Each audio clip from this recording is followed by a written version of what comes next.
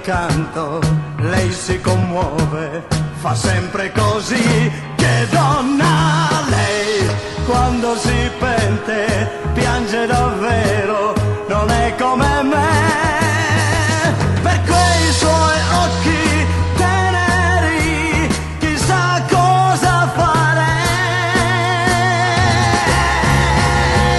Ma chi se ne importa se adesso il mio cuore si spezza. Un giorno d'amore per me vale più di 100 anni.